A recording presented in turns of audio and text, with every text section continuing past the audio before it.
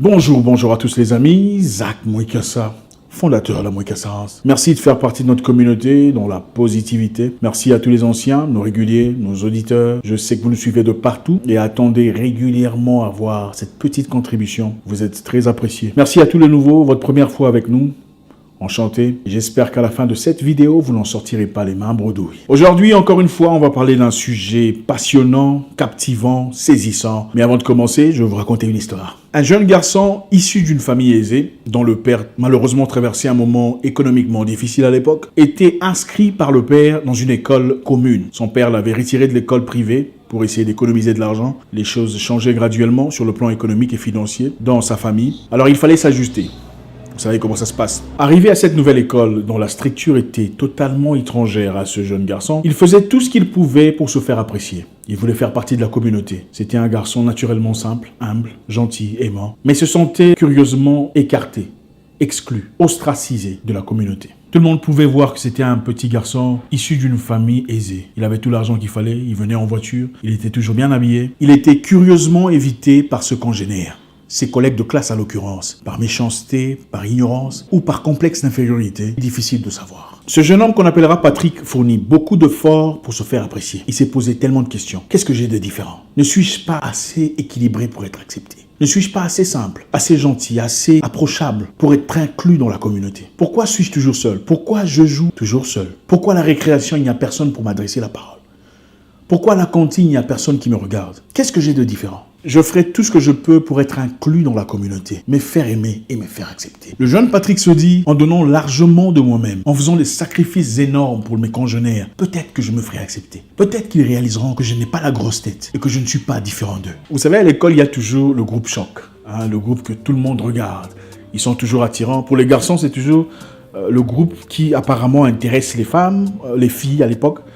Et pour les filles, c'est souvent ces filles qui sont à la mode, qui sont au top. Et très souvent, on a presque tous voulu faire partie du groupe, ou au moins ne pas être négligé par le groupe. Et clairement, Patrick, comme beaucoup de sa génération, voulait aussi être inclus, accepté, invité parmi ses collègues. Comme il était un garçon intelligent, brillant, assidu à son travail, à chaque fois qu'il finissait de faire son interrogation ou son test, il remplissait volontiers les papiers de ses amis ou de ses prétendus collègues pour se faire apprécier. Bref, Patrick achetait à manger à tout le monde pendant les récréations. C'est toujours lui qui venait avec des petits plats, des petits pains que lui faisait sa mère. Il n'en bénéficiait presque plus pour se faire apprécier. Patrick distribuait de l'argent, du pain, des pâtés de foie, du fromage pour se faire apprécier auprès de ces jeunes hommes qui clairement étaient issus des familles moins privilégiées. Il pensait que c'était sa façon à lui de transmettre l'amour, la joie et peut-être de se faire accepter. Clairement, ces jeunes hommes profitaient de quelque chose et leur relation n'était pas authentique. Il a fait des sacrifices pour se faire aimer, pour être inclus. Difficile de lui en vouloir. Un enfant unique, seul fils de son père et de sa mère. Il avait besoin d'amis, des garçons, des gens qui le ressemblaient, des gens avec qui il pouvait jouer, s'amuser, profiter de la vie et se développer mentalement, intellectuellement et émotionnellement. Vous savez, pour ceux qui savent, il y a des enfants vraiment déséquilibrés. C'est-à-dire, c'est un jeune garçon ou une jeune femme qui te dira « Demain, tu m'apportes ça. Je veux que tu m'apportes des yaourts. Je t'ai vu l'autre fois. » Ou du pain avec du fromage. Ça c'est en Afrique. Je ne sais pas chez vous en Europe si c'est comment. Vous Enfin bref. Et s'impose, te menace d'une certaine façon. Et très souvent, on se sent obligé de faire ce qu'on nous a demandé. Peut-être pas par menace ou simplement par le simple envie de faire partie de la communauté. Puisque souvent, ces jeunes hommes ou ces jeunes femmes sont des leaders, sont celles qui dirigent les groupes. Et voulant appartenir à un groupe, naturellement, on s'inclut à ses demandes. Ne comprenons pas que c'est de l'abus. On ne le savait pas. Bon, avec moi, c'était difficile, parce que on était brutal comme... Bref. Parce qu'évidemment, il y a des gens, je pense que ceux qui ont des enfants adolescents ou plus jeunes peuvent s'en servir aussi pour comprendre. Il y a des gens, des jeunes hommes ou des jeunes femmes à l'école qui, si elle dit, toi, tu ne fais plus partie de notre groupe, tout le monde vous exclut. Et personne ne va vous adresser la parole. Personne ne vous adressera la parole parce que toi, tu as un problème avec Solange ou Junior. Oui, il y a des gens comme ça. Ils influencent tout le monde. L'enfant devient complètement écarté. Le jeune Patrick était devenu la star de l'école. Évidemment, il apportait tout ce qu'il faut pour tout le monde. Il faisait des devoirs pour tout le monde. Il apportait de l'argent à qui en avait besoin. Du fromage, du pain, des pâtés des fois. Il emmenait ses jeux vidéo gratuitement. Toi, va avec pendant 5 jours.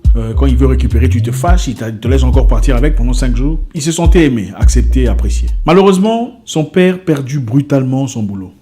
C'était un moment très compliqué. Ils n'avaient plus les avantages qu'ils avaient. L'argent, les facilités, les voitures étaient partis.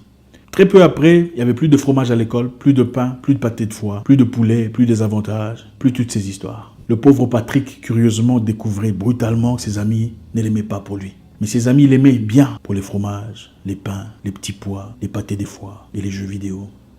Triste réalité.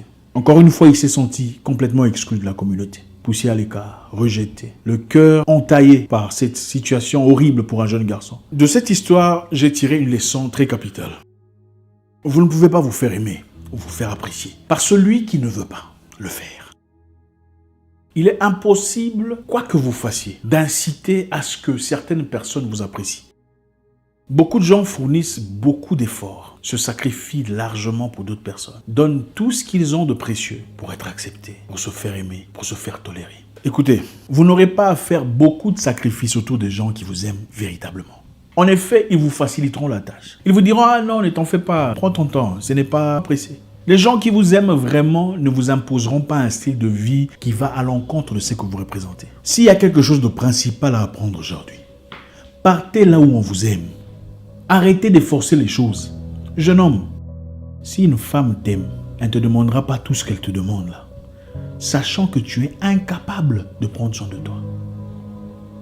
Elle sait que tu es en difficulté. Elle sait que tu n'as pas de l'argent. Elle sait que tu te cherches. Une femme qui t'aime pour de vrai, laissez-moi vous en parler, fera des sacrifices pour toi parce qu'elle sait qu'elle est là, toi tu n'as pas. Ce n'est pas en emmenant quelqu'un en voyage qu'elle va t'aimer. C'est faux. Détrompez-vous. Ce n'est pas en faisant des cadeaux, tiens ça c'est pour toi, iPhone 12, billet première classe qu'on va t'aimer. C'est faux.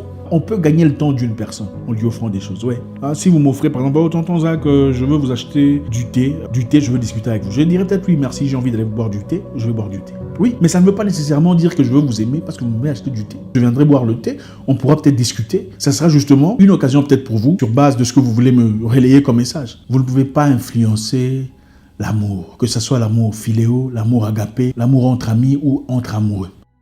Une femme qui t'aime, je continue à parler au jeune homme, elle ne va pas te quitter parce que le boulot est fini. Même par terre, vous allez dormir. Même sur le charbon, vous allez cuisiner. Elle n'aura pas honte. Ton problème sera devenu son problème. Tes difficultés seront ses difficultés. Ça va dans les deux sens. Ne donnez pas tout ce que vous avez comme ressource, comme force, comme substance, espérant recevoir en retour de l'amour. Que ce soit de l'amour amical, de l'amour en foyer ou l'amour copinage espérant l'être épousé. Que ce soit quelle sorte d'amour, on ne force pas ces choses. Écoutez, la flatterie existe pour plusieurs raisons. On peut utiliser la flatterie dans la négativité pour détruire, pour se servir des gens. On peut aussi utiliser la flatterie sans faire du mal à quelqu'un, mais pour ses propres avantages.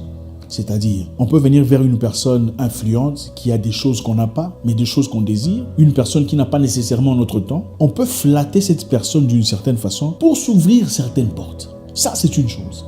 On peut faire des sacrifices, on peut offrir des cadeaux pour avoir du temps de discuter avec un millionnaire ou une personne réussie, un investisseur, afin qu'il vous ouvre des portes, des opportunités, des ressources, des facilitations et tout ce que vous voulez pour avancer dans la vie. Ça, c'est une chose. Après avoir fait ça, évidemment, c'est un investissement qui nécessairement produira des résultats concrets dont vous avez besoin pour votre progrès. Mais une personne qui clairement ne vous apportera rien de positif dans le sens ressources financières ou sociales, pourquoi vous voulez vous tuer ? Regardez, les femmes des patrons aiment même les huissiers et les chauffeurs de voiture. Pourquoi vous voulez vous tuer? Pourquoi vous voulez le faire pour un homme? Même en société, en amitié, en correspondance avec les gens. Pourquoi vous voulez vous forcer? Pourquoi vous voulez forcer votre présence? Quand on vous aime, on vous facilite les choses. On vous montre les dangers. Attention, là, on te cherche. Attention, ici, il y a des pièges. Attention, il y a un cheval de Troie. Quand on vous aime, c'est facile. Quand on ne vous aime pas, quoi que vous fassiez, ça ne sera jamais assez bien, jamais assez adéquat, jamais assez rapide, jamais assez peaufiné, jamais assez beau, jamais assez hygiénique. Tout ce que vous fassiez, il y aura toujours un problème derrière. Pourquoi vous vous forcez? Allez là où on vous aime. Allez chercher des gens qui vous aiment. Je ne sais pas, peu importe ce que vous fassiez. Il y aura toujours des gens qui vous aiment. Même le diable a des gens qui l'aiment. À combien plus forte raison vous? Préservez votre énergie. Gardez vos ressources. Sauvegardez vos capacités pour des gens qui vous aiment. Ils vous faciliteront la vie. Ils vous faciliteront la tâche. Ils vous ouvriront de portes. Ils vous pointeront vers les bonnes directions. L'amour n'est pas très compliqué. Que ce soit l'amour philéo, agapé, l'amour entre frères, l'amour entre amis, ce n'est pas compliqué. Quand l'amour est là, les ingrédients ou pas ne peuvent pas dérouter ou dérailler un amour solide. C'est impossible. Faites le premier pas vers ces gens qui vous aiment. Des gens que vous négligez peut-être. Beaucoup parmi nous regardons des gens qui ne nous aiment pas. Et on s'y cramponne. On fait tout pour faire plaisir à ces personnes qui s'en foutent éperdument de nous. Mais on laisse tomber des gens qui nous aiment véritablement. Pourquoi? Parce que généralement, on est attiré par des personnes qui aiment les mêmes histoires que nous. Et on pense que c'est de l'amitié. Ce n'est pas nécessairement de l'amitié.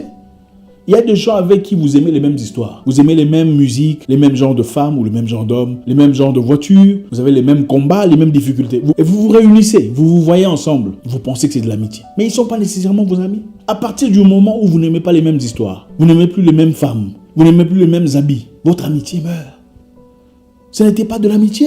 Vous aimiez simplement les mêmes histoires. Mais il y a des gens à côté qui vous aiment. Et vous allez remarquer que ces personnes, très souvent, regardent votre vue d'un œil différent. Tout ce que vous faites est examiner. Ah, je vois qu'il est en train de réussir. Hein. Ah, je sens qu'il est devenu comme ça. Ah, je vois qu'il... Ça n'a jamais été de l'amitié. On confond beaucoup ces choses à l'amitié. Ils sont simplement des gens avec qui vous avez les mêmes intérêts. Ne confondez pas ces personnes aux personnes qui vous aiment véritablement pour vous. Il arrive un moment où il faut arrêter de forcer, arrêter d'appuyer et aller dans la bonne direction. Une direction qui est claire, qui n'a pas de cheval d'étroit, pas de piège, pas de difficulté. Faites le bon choix. Écoutez, dans la vie, il y a des gens à qui, même si vous offrez du caviar sorti des escargots,